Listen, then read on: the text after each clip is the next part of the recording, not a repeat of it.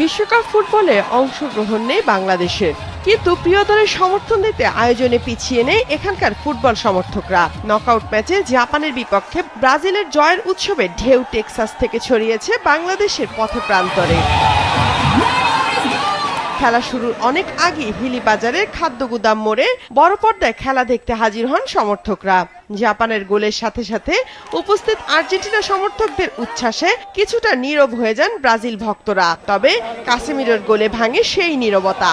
আর খেলা শেষ হওয়ার সঙ্গে সঙ্গে আতশবাজি ও বাঁশি বাজিয়ে আনন্দ উল্লাসে মেতে ওঠেন সবাই। আমরা জানি খেলা শেষ মুহূর্তে ব্রাজিল যতক্ষণ মাঠে আছে 11 জন মাঠে আছে, আমাদের দীর্ঘ বিশ্বাস আমরা গোল দিয়ে আমরা ম্যাচ জিতবো। খেলা শুরুতে গা ঘামেনি, শরীর হিট ছিল না ব্রাজিল খেলোয়াড়দের। হাফ টাইমের আগে যখন ওরা গোল খালো, খেলারই একটা পরিবর্তন করে ফেলালো। আমি খেলা শুরুতেও বলেছি যে আমরা 2টা গোল দেবো, আর্জেন্টিনা সমর্থকরা সিরিজ দিয়ে গোল দেবো, আমরা তাই করেছি। মধ্যরাতে নীরবতা ভেঙে উল্লাসে মেতেছে দক্ষিণ পূর্বাঞ্চলের জেলা ফেনী। শহরের জেল রোডে ব্রাজিলের সমর্থনে স্লোগান দিয়ে আনন্দ মিছিলে অংশ নেন কয়েকশো সমর্থক।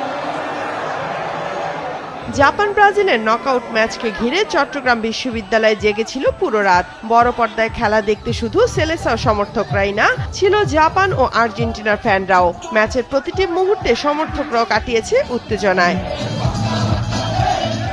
ভিনি কাসেমিরোদের জয়ের পর অন্ধকারে মোবাইলের আলোতে ভিন্নভাবে আলোকিত করে তোলে পুরো এলাকা।